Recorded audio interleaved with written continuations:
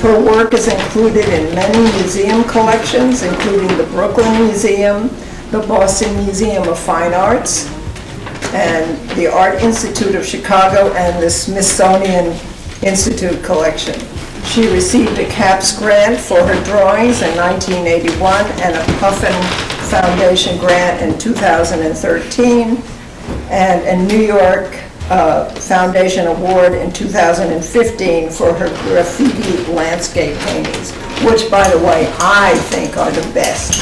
This summer, she made 2 videos that can be seen on YouTube, one of the art and life of her recently deceased husband, Ben Shechter, and another called Brownsville Childhood. I introduce to you Laura Shechter. Hi. Hi. This is a student work. I went to Brooklyn College and graduated in 1965. The thing that everybody was doing in those days was abstract expressionism. And so this was my kind of school masterpiece. And the only school work that's still existing. The few school pieces I had with my mother, who decided that they had to be freshened up, and she repainted all of them. We won't go too much into that. And while I was at Brooklyn College, my main teacher and mentor was Ad Reinhardt, who is, it may seem strange since I'm a realist, who was the father of minimalism, but everything about the basis of all my aesthetics comes from Ad Reinhardt, who was also a great Orientalist, and because of him, I traveled around the world twice. And this was done in 1965. This was done just a few months after I had finished school. I was living in Lower Manhattan on Mulberry Street, and I was working for the Department of Social Services. And they needed some people to work in Staten Island. There was nobody in Staten Island. And of course, there was no work. And I had nothing to do, and I had this view out the window, and I took one of the forms, and I used it as a ruler, and the series of paintings that I did was based on some crazy mathematical system that I made up using this form. And I went traveling the next year for a year, and this was in Pakistan. Now, I decided that traveling is kind of like being a policeman, you know, really long periods of dullness, and then there's some dramatic thing. Well, the dramatic thing here happened the day before, which was a head-on collision with a 1956 Chevrolet in no man's land between Pakistan and Iran. This is a travel drawing that I did. So while I was traveling, I visited museums, archaeological sites, and did a lot of drawing. And one of the things that I learned from traveling was the relationship between weather and what you actually see in the art that's produced in the countries, what their work really looks like. When I came home in 1967, this was the first painting that I did. One of the other things that I figured out is that I had no plans. Everything seems to always happen like spontaneously. Like I had no plans to become a realist painter. Now, this was a furnished room, and the only thing that I added here is I bought this orange cloth that I put on the chair. And I still have the orange cloth, and it did show up in a few paintings over the years. And then I met my husband, and he knew about my traveling, and he said to me, well, I'd like to go around the world too. So I said, okay, fine, I'll go around the world again. And so here I am, I'm drawing, and this is in central India. And then when you come to Hong Kong, which is more civilized, you know, you're not surrounded by people anymore. And I did the same thing, a lot of drawing. And when I came home, I found that there was another change in my work. And I decided that I was working on masonite, and I don't know why, but I decided that I wanted to get more technical skills. I wanted to learn more how to render. And this series that I'm going to show you is one thing where I was doing the same still life, but in different medium. I would always start out these days with a pencil drawing. And this one was followed by the oil painting. This was done in the late 70s. A silver point, which I have one here, which is drawing with silver wire on a coated surface. That was the technique that was used during the Renaissance and then came back again in the 19th century. A watercolor. And then in the 80s, when I was doing lithographs, I did a lithograph of the same sequence. And so I was doing this work on masonite, and this is something else I did. I was doing things with multi-panels. This one was done for a reason that comes out of art history, and that is in the 19th century when they had genre painting, still life was always the lowest. And the idea here, which was only in my own head, was to kind of have when you had the things in the churches, where you had the Madonna and everything, and then you had on either side the people who were giving money. So this was kind of my thing to support still life and say that it's important. And another series that I did, this is a real shadow box. I would actually, and this is 3 panels that I painted separately, and then I put it in. And this is trompe l'oeil, which means that it fools the eye. I mean, it's almost impossible not to think that this is not reality. Okay, then somewhere in the late 80s, I started working on canvas, and my work became more colorful. And one of the things, the theme in my work that carries over to like the latest series that I'm doing with Cityscapes is the whole thing with decoration. So this is some wallpaper. And this one is a very nice tablecloth, I think probably from the 1930s. And so it's just, again, playing around with decorative elements. And every time that I did use flowers or fruit and vegetables, they were all artificial. And that's because my work takes a very long time, and everything would just die. One of the things that you have to deal with when you're working a very long time as a still life painter is, do you paint the dust? So there was sometimes I painted or drew the dust, and sometimes I foofed it away. Okay, now the theme that I sort of said that I was going to talk about today, which was that there was a crisis in my work, which is somewhere in the late 1990s, early 2000s. I just had nothing to stay in still life anymore. I didn't know what to do. And again, everything is chance. My husband had a photograph of the gowanus. This is not it. And I started doing the cityscapes very slowly. And in a way, I'm very happy for this event, because sometimes a painter can just wind up just painting the same painting over again. But having to start with something new, which was the cityscape, which I absolutely knew nothing about, and everything was a great discovery. Like in this one, the great discovery is going to be, how do I paint the sky? Okay, this one, which was the gowanus, is the first time I ever painted water. And so as I was working on these things, it had to do with humility. The humility was, how do you deal with something you're extremely competent in, and then go back and be totally incompetent? And so there even became a point where I dropped out of the art world from about 2004 to 2009, and had very little to do with almost, even people. But it was also this, that I was concentrating on doing this new subject matter without any burden, without any obligation to anybody. Now this one brings up one of the things about the way I work, which the cityscapes are photo-based. And the thing comes up now, it's called trespassing. So in the beginning, when I wanted to photograph things, because I like the panorama, besides, bridges, I like to photograph from bridges. I also like to photograph from the 6th floor to the 8th floor. And I would troll the New York Times, and always the word I would be looking for is VUS, which means views.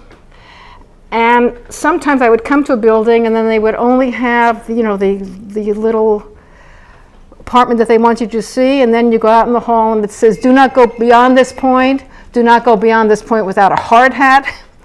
And so you would get up there, and sometimes not only would they not have any windows, but they would not have any walls. And so this is something from State Street. I think this is one of those situations. And just to show you, I stopped doing I stopped doing drawings before every painting, you know, at this point.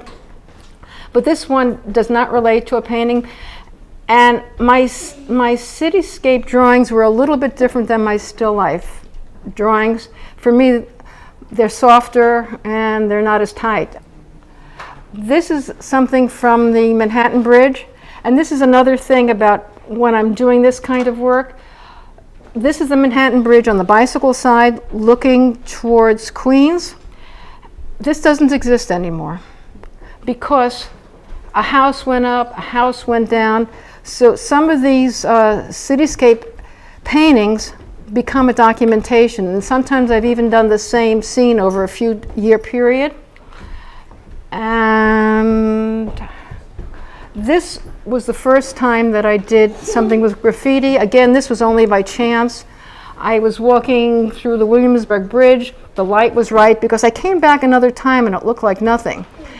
And so even though I did this one relatively early, I'm not sure what year it was an isolated painting. And when I went back into the art world again, Marshall Price, who was the curator at the National Academy, made reference to this painting, and because I had it in the annual, and he told me about 5 points. And I'm sure everybody here knows the story about 5 points. Yes. And basically doing this painting just totally changed the whole direction that my work was taking. And I became very involved with doing graffiti. And even though this one has work that's by a lot of, very serious graffiti artists, the graffiti that I became much more involved in and much more committed to is when the people would sign on walls, and even just signing on top of each other. And also when the crisis was over, I was able to paint the still life again. And one of the things that you can do with still life is you can make other kinds of statements. I happen to be very much against neoclassical painting, contemporary neoclassical painting. And so this has references to 19th century still life painting. So instead of being angry, I took the idea and did this. And this is probably my most complex painting. And this is, again, that other thing that I showed you from the Manhattan Bridge. This building does not exist anymore. At first, they just got rid of the graffiti over here, and then one time I was taking the train and I looked and the building wasn't there. I get really upset with things like that. I'm sure there's going to be some really huge tower. Oh, that's a picture of me photographing. This is a really interesting place. This is behind City Fields in Long Island City. And then I started with this other idea. Some of the best graffiti you see now are on the trucks. And there are two kinds of trucks, or there's even two kinds of graffiti, one which they call legal and one which they call illegal. And so the illegal stuff usually gets done 2 or 3 o'clock in the morning. And this happens to be some really fabulous graffiti that was on the B&D train going into Kings Highway. And I didn't know really what to do with it. And I have to tell you the sad news, this building doesn't exist anymore either. And so I said to myself, well, why don't I see if I could do things where I combine the trucks with some of the walls, or if I have a photograph that's not really good enough to be a painting. And so for me, this is a very big push because I invented this little sidewalk in this little street here, totally against my personality to do that. And then another thing, even though this is the first painting that I did, and I'll probably do more in the future, I said, well, what'll happen if I combine the still life with the cityscape? So this is that view that was in that bridge thing, and then I decided, well, maybe I'll put even a little graffiti on it. And so I don't know what's going to happen, but now this is another story. This is in Park Slope. This is a fabulous building on 5th Avenue and 20-something Street. And what's so fabulous about it is if you'll get close here and you'll really look at this, it's all those brands that we used to hear about that don't exist anymore, like Bendix, And so that's all kind of fading. And we have some really good graffiti here, you know, where people are signing over each other. And then as a joke, this guy does a lot of things. I did this and I did that. But again, this is going to become a condo, and this graffiti just does not exist anymore. Now this is one of my other favorite places to go to. This is on the Manhattan Bridge looking towards Chinatown. And what's interesting here is the landlord is encouraging this. And that's sort of what's really interesting. It's what landlords, what developers are encouraging it. And so because it's being encouraged, this one never changes. But this area, because I've been photographing this for like 3 years now, becomes very intense and very interesting. In my other painting, this was like the most important element.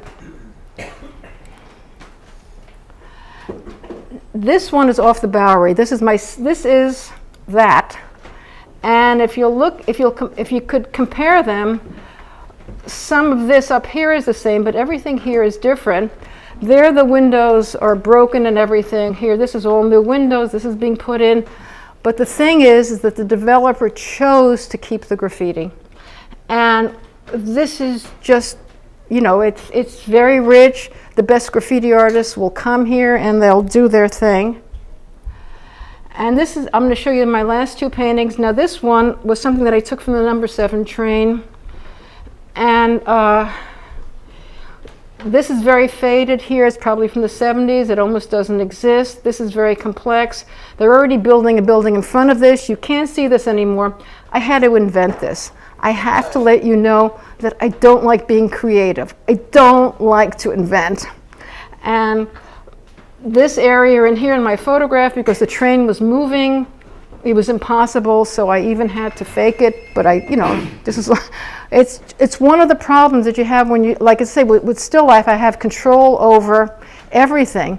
But when I'm using these photographs that I'm taking with my camera and I'm taking not in a perfect situation, it's only experience that helps me do it. Now this will be the last one.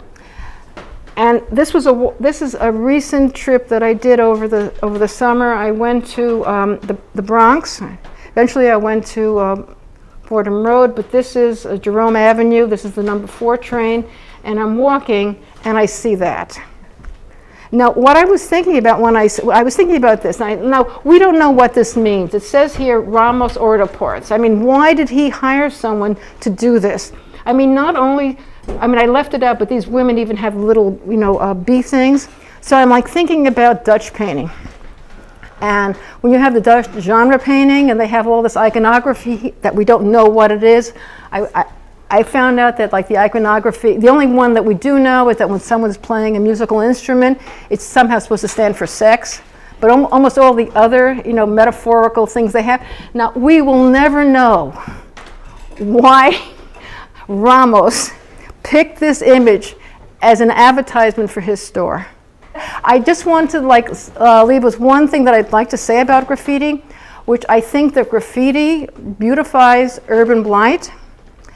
And I think that the only thing is when I'm doing these paintings and I'm documenting this work, which I told you a lot of it doesn't exist, and I very much like the fact that I'm supporting the craft of these people the same way in my still life that I supported the craft of some of the hand-painted china from the 19th century. And it's as I say, it's all transitory, and the city is always in change, and I'm very happy that I'm able to record the change that's happening in the city.